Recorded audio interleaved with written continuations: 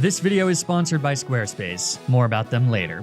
I tried to beat a hardcore Nuzlocke of Pokémon FireRed using only Electric Type Pokémon. But with only 6 possible encounters, if one of my teammates faints in battle, it's dead forever and there's no replacing them. The rest of the rules for this challenge are shown here and in the description down below. But with that, it's time to strap in for one of the most shockingly difficult adventures through Kanto I've ever done.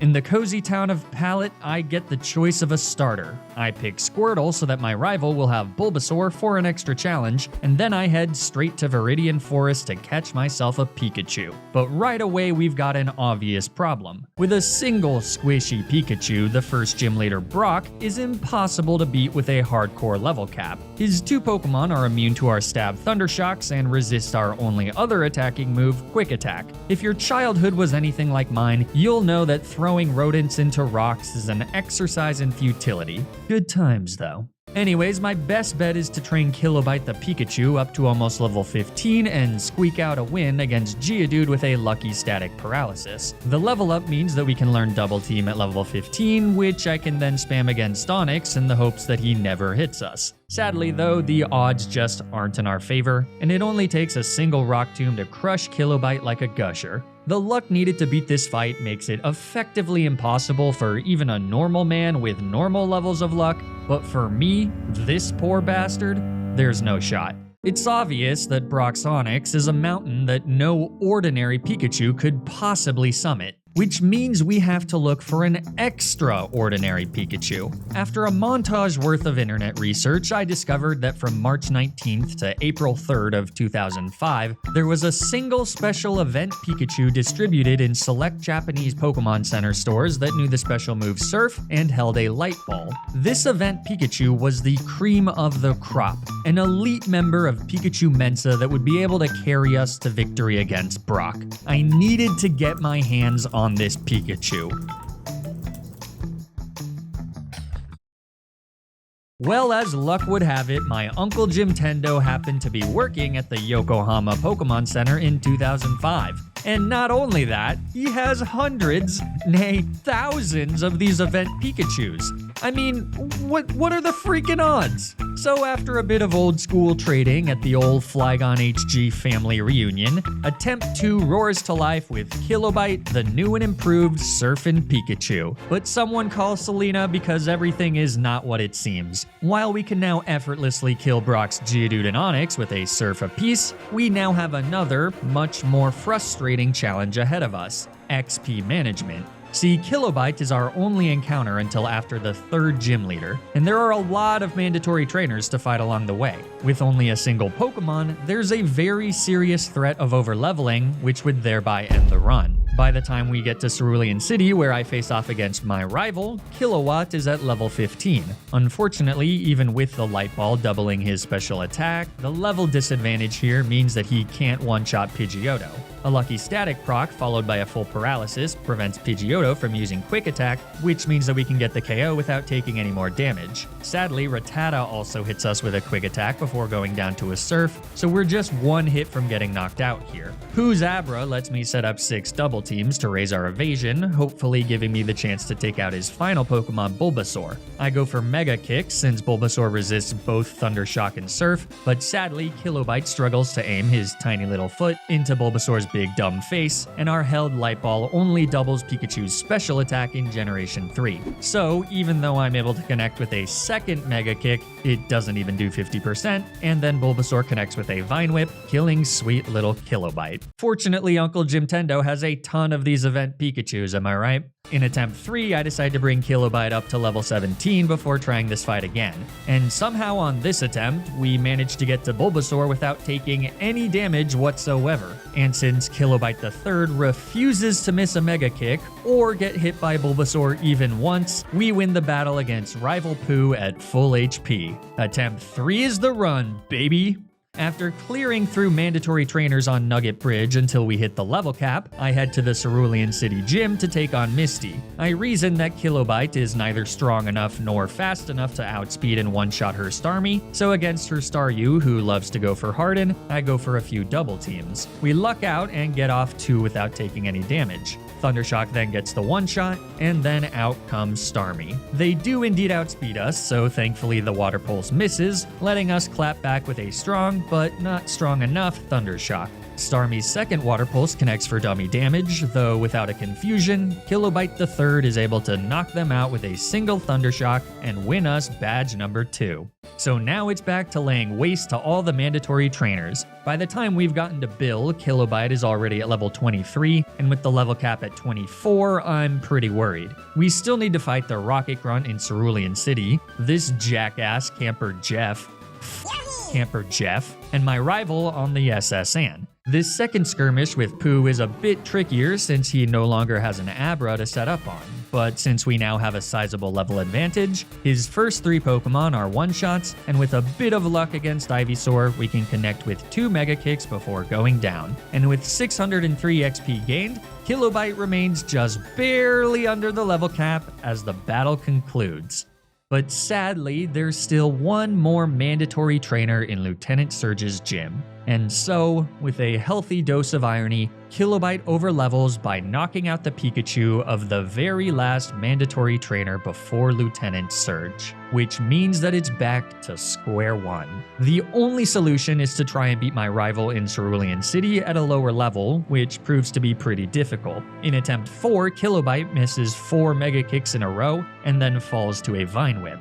In attempt 5, Kilobyte gets her act together and connects with 2 Mega Kicks in a row to knock out Bulbasaur, but then she falls to Misty's Starmie. What happens next is, well, it's a pretty sobering experience. Dozens of attempts go by as I desperately try to get past my rival Pooh at a low enough level to eat up all the mandatory experience points needed to get to Lieutenant Surge. In retrospect, those first few attempts were pretty lucky because there are many attempts here where I don't even make it to Bulbasaur. Hours go by as I'm forced to live through a Groundhog-esque hell of watching Kilobyte die over and over and over again.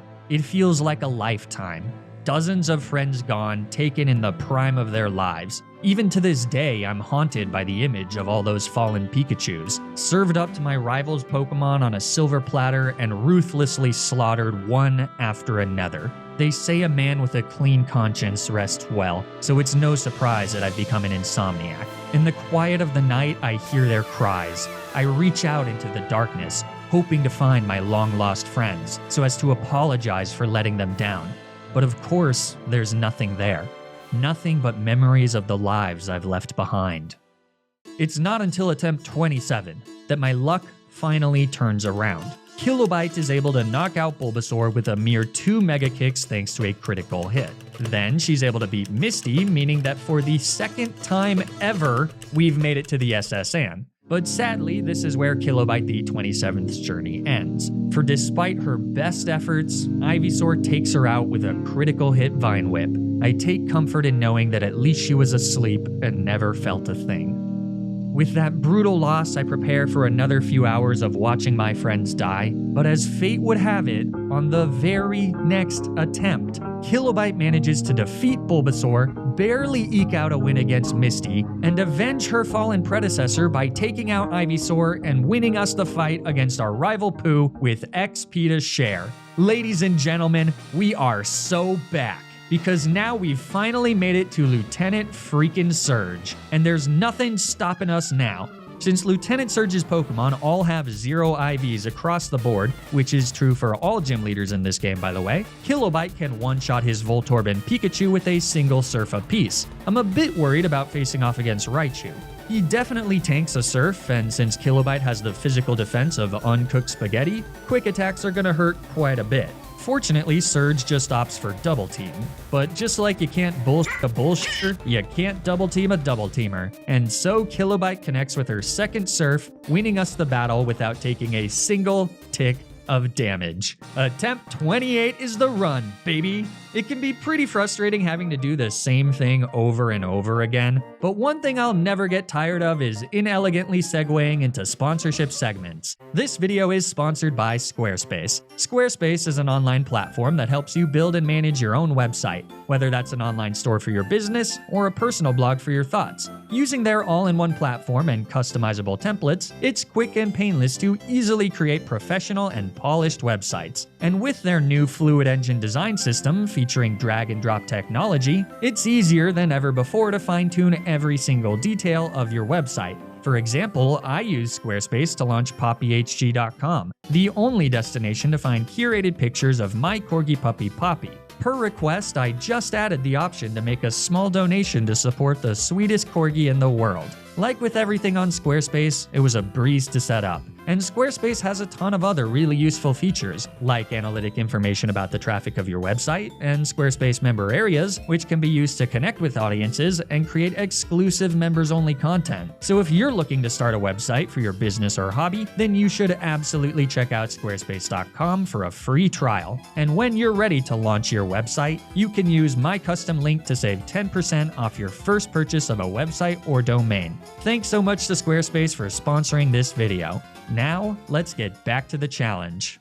With 3 gym badges obtained, things can cool down a bit, because by catching a Voltorb on Route 9 named Megabyte, we no longer need to be as careful with XP management. So it's trivial to make our way to Celadon City, where I can catch an Eevee. Or rather, just take an Eevee. Is this a crime? Well, anyways, questionable charges of kidnapping and or property theft aside, Gigabyte the Eevee is a phenomenal encounter because I can immediately evolve him into a powerful Jolteon with the help of a Thunderstone purchased from the Celadon City department store. I also make the decision to evolve Kilobyte into Raichu. This does mean that she'll no longer get the boost from Light Ball, but the added boost to her attack, bulk, and speed seem well worth it to me. Especially because the next gym leader is Erica with grass types who will all resist electric type attacks, so we're gonna need to be able to take a few hits. Against Erica's lead Victory Bell, I have Kilobyte go for a return. I'm bummed to see it do less than 50% because it means that on the next turn, Victory Bell will live and be able to nail us with another Stun Spore. A few turns of paralysis and things could become a total disaster. So I take a gamble to set up a double team, which pays off as Victory Bell does miss her second Stun Spore. And then Kilobyte's second return manages to get a critical hit, killing Victory Bell before Erica has a chance to heal. Nice! Tangela is second, and so physically bulky that it's actually better to just go for resisted Thunderbolts. A Giga Drain connects for just a bit of damage before another Thunderbolt gets the KO. That just leaves Vileplume, so I switch to a return, which once again does just about 50%. She connects with a Stun Spore, so now Erica outspeeds, meaning that Giga Drain will give her enough HP to survive a second return and trigger a Hyper Potion. This is gonna get tricky. Unless Kilobyte lands another critical hit. Vileplume falls, and the hardest working mouse this side of Fievel Mouskowitz gets her 4th solo victory over Erica.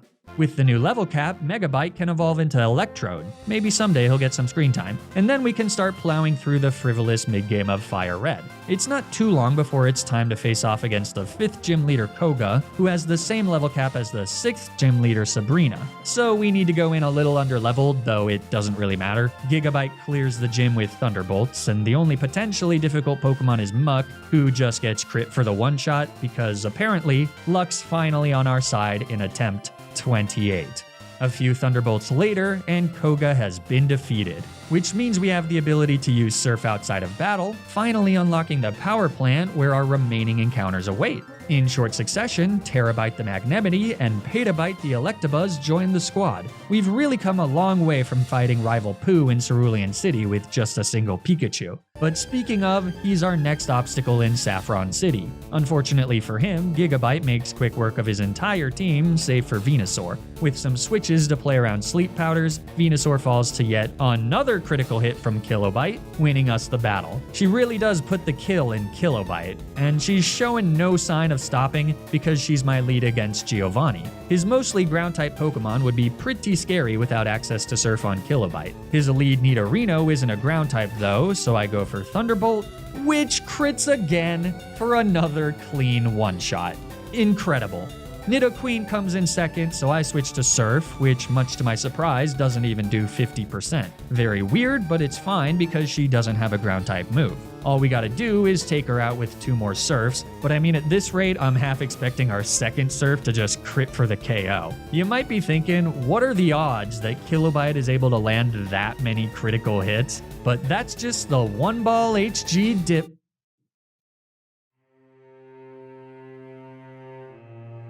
Remember to always play around a critical hit. Play around a critical hit. Play around a critical hit. Play around a critical hit. Play around a critical hit. Play around a critical hit. Needless to say, losing my only answer to ground types is about as big of a blunder as I could possibly make at this point in the game. But my sorrow here goes beyond just losing a key member of the run. Kilobyte was the spiritual successor of 27 dead Pikachus. She was supposed to avenge them. They died so that she could live, and now, due to one of my most boneheaded misplays in recent memory, her journey is over. The fallen Pikachus have not been redeemed, and it seems like all their sacrifices are now in vain. Kilobyte the 28th and I have been through so much. Going through the purgatory of the early game and watching another 28 bright-eyed fluffy rodents die seems unfathomable, but so too does continuing this playthrough without an answer to the countless ground types left to face. So I'm stuck between a rock and a hard place here. I can either reset, or somehow carry on without a ground type counter. But Mama HG didn't raise no quitter, and I cannot let Kilobyte the 28th's legacy go to waste. I refuse to accept that she's just another tally mark. Where there's a will, there's a way. It's just gonna take some planning. The first step is to ride Kilobyte's lifeless corpse back to the power plant. There I can use the Master Ball I got from the Silphco president as hush money to catch the legendary Pokemon Zapdos named Exabyte. Since they're at level 50, I won't be able to use them for a few more level caps, but if everything goes according to plan, they'll be useful in just a little bit. Next, it's back to Saffron City to face off against Sabrina. Fortunately for me, Gigabyte is a busted Pokemon and strong enough to land one-shots on almost all of her Pokemon with Thunderbolt. The only one I was a bit worried about was Alakazam. A Thunderbolt leaves him with a sliver and causes a paralysis, which frustratingly also paralyzes Gigabyte thanks to Synchronize. Since Sabrina went for Calm Mind and she also heals with a Hyper Potion, a turn of full paralysis could be really bad here. But Gigabyte just immediately lands a critical hit for the one-shot. Kilobyte's spirit lives on. That means it's off to Cinnabar Island to face off against Blaine, who's made moderately harder by no longer having access to Surf Spam. Instead, I lead with Gigabyte, who can set up Rain Dance against Blaine's Growlithe. This then gives my not-so-fluffy puppy access to perfectly accurate Thunders, which can be used to one-shot Growlithe, Ponyta, and Rapidash. Blaine's Ace Arcanine comes out on the last turn of Rain and can barely tank a Thunder before retaliating with a Takedown. With the Rain gone and Arcanine back at full HP after a Hyper Potion, I switch to Thunderbolts. Since one does well over 50%, we prove to be the superior pup, and one turn later, victory is ours. This brings the level cap up to 50, which means that Exabyte can join the squad as our 5th and sadly final member. But despite their immunity to ground type moves, they're not our answer into the final fight against Giovanni at the Viridian City Gym. His Rhyhorns both know Rock Blast and are simply too physically bulky for Exabyte to deal with. Instead, I have a better plan. Petabyte can learn Psychic, making him the only one of my remaining Pokemon that has a way to deal special damage into Ground-type Pokemon. Movesets in Generation 3 were pretty rough. With a held Twisted Spoon, thiefed off of a Wild Abra by Megabyte, way to contribute, little buddy, Petabyte is able to take advantage of Rhyhorn's pathetic special defense stat and get a clean one-hit kill. Then, Psychics get one-shots on all of Giovanni's other Pokemon as well. Dugtrio is generally quite frail and at such a low level that he can't survive a neutral Psychic either. Nidoqueen and Nidoking both take super effective damage from Psychic, and then Giovanni's last level 50 Rhyhorn is also just barely able to always be knocked out by a Psychic, winning us the 8th and final gym badge. That's a great performance from Petabyte, but as we arrive at the gates of the Pokemon League, we've still got our work cut out for us. There's a few pretty big threats left to face, and we can no longer take advantage of zero IV'd Pokemon. From here on out, they've all got max IVs, and one wrong move could spell disaster for our 5-man team, who are all leveled up to the final level cap of 60 to match Lance's ace. For Kilobyte, and for all 27 other versions of her, let's do this. Good news is that things start off with a warm-up against Lorelei, whose predominantly water-type Pokemon are all swept by Thunderbolts from Terabyte, who barely edges out Gigabyte as our strongest special attacker. Only Jinx doesn't get one shot, but all she can do is fire off a resisted Ice Punch before falling a few turns later and winning us the first fight against the Elite Four. Next is Bruno, so it's time for Exabyte to earn her title of Legendary Pokemon. The Fighting-type trainer leads with an Onix, so I go for super effective Steel Wings off of Exabyte's admittedly mediocre attack stat. It's still enough to do well over 50% before Onix just whiffs a Rock Tomb. That's a pretty massive miss. Not because the damage would have been all that meaningful. I mean, after all, Exabyte is quite physically bulky, and Onix is dog shit. But because the speed drop would have made dealing with the rest of Bruno's team a fair bit harder. Now though, we can just proceed to outspeed and one-shot all 3 of Bruno's actual fighting-type Pokemon with Drill Peck. His second Onix is last, but doesn't actually know a Rock-type move, and even if he did, it wouldn't matter, because Exabyte, channeling the legend of Kilobyte, gets a clean one-hit kill with a critical hit Steel Wing, winning us a battle that I was expecting to be much more difficult. But you know what? I've learned to never look a gift horsey in the mouth, so let's keep it moving. Agatha is third, and I've fought her enough times to know exactly how to deal with her shenanigans. A Thunderbolt from Gigabyte leaves her lead Gengar with a Sliver as she sets up Double Team. Agatha heals on turn 2 as I set up Rain Dance. This ensures that we never miss Thunder on the next turn, which gets a clean KO. Agatha kinda sucks. Her Golbat goes down to a Thunderbolt, no need to waste PP on small potatoes, and her Arbok impressively does survive a Thunder, but fails to do anything other than hitting a Sludge Bomb. After a second Thunder, she falls, bringing in Agatha's final Gengar as the rain stops. I switch to Terabyte on a Sludge Bomb. Gengar then goes for a Hypnosis on the following turn, which, oh surprise, we have a Chesto Berry for, meaning that we can retaliate with a hard Thunderbolt. A Citrus Berry means that Agatha won't heal on the next turn, so instead she just misses a second Hypnosis, and a Thunderbolt knocks her out. Last then is Haunter, who we managed to outspeed and one-shot with one last Thunderbolt, winning us an always slightly irritating fight against Agatha's highly volatile poison types. This brings us to Lance, the dragon but actually kinda flying type trainer. His lead Gyarados is destroyed by a Thunderbolt from Gigabyte. The first of his 2 Dragonairs comes in second, so I just go for another Thunderbolt for over 50% as he sets up a Safeguard. Another Thunderbolt gets the KO, bringing in Dragonair number 2. So it's time for another Thunderbolt. This Dragonair retaliates with a Thunder Wave, which I thought would be blocked by Volt Absorb, but I guess not. On the next turn, Dragonair then outspeeds for a soft Outrage before we connect through Paralysis with our 5th Thunderbolt, netting Gigabyte his 3rd KO of the match. That brings in Dragonite though, so it's time to switch out to Terabyte. With their Steel typing, Outrage doesn't do much, letting us retaliate on the next turn with a fairly powerful, you guessed it, Thunderbolt. After hitting his second Outrage, Dragonite gets confused. Our second Thunderbolt puts him in the red, and I'm hoping a hit from Confusion will take him out, but Dragonite breaks through to set up Safeguard. Fortunately, a Citrus Berry brings him out of healing range, so with one final Thunderbolt, the mighty dragon falls. All that's left is Aerodactyl, who could still be a problem if he manages to get an Omni Boost with Ancient Power, but he doesn't, so the final Thunderbolt of the battle takes him out, and victory is ours.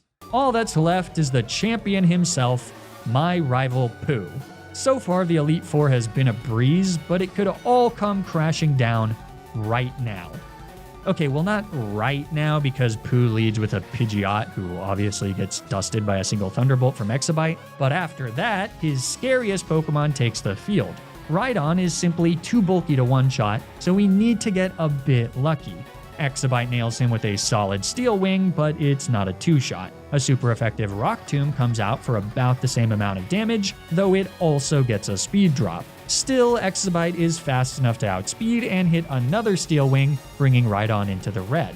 He then goes for a Scary Face, which means Exabyte stays at over 50%. Pooh uses a full restore to bring Rhydon back to full HP, and then Exabyte brutally misses a Steel Wing. With 90% accuracy, it was bound to happen eventually, but now we're in a bit of a tight spot. Fortunately, because of the way AI works, now that Rhydon is faster than Exabyte, he's just going for Takedown instead of Rock Tomb. This means that we can safely get off a Steel Wing.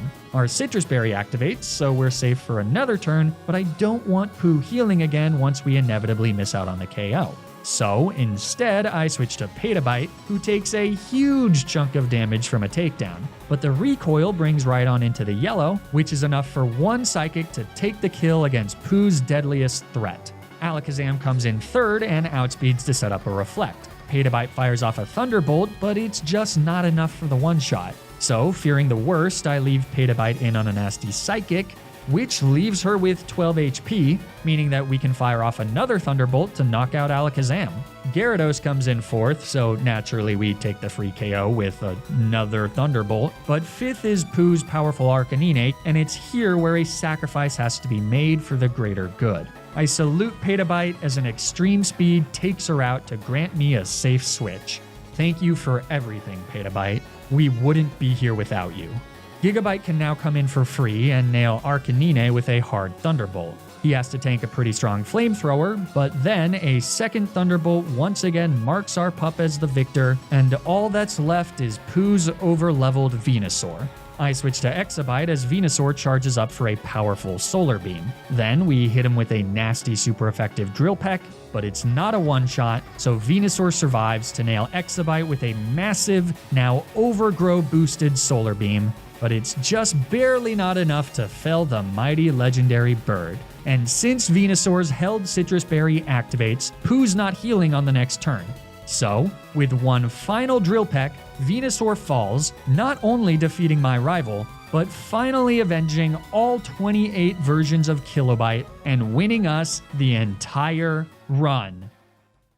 And so ends another Flygon HG Nuzlocke. I think this one really highlights the limits of certain monolocks. Electric types are pretty one-dimensional, especially in earlier generations. There's not much to do other than, just click Thunderbolt over and over again, save for any random ground types that you run into. I'm a little ambivalent about using Zapdos in this playthrough, especially since FireRed is so ridiculously easy as is, but I think that without Zapdos, the endgame would have been way more RNG dependent than it already was. I probably would have needed to use Double Team on Electabuzz or something equally as coin flippy, which just really didn't seem that fun given everything that we already went through in the early game. The nice thing about easier, or I guess rather just in general shorter challenges like the ones that I do in FireRed, is that it lets me be a bit goofier with the script. So hopefully this was still a fun one for you. If you enjoyed watching, it'd be great if you could like the video and subscribe to the channel. Or don't, I don't know,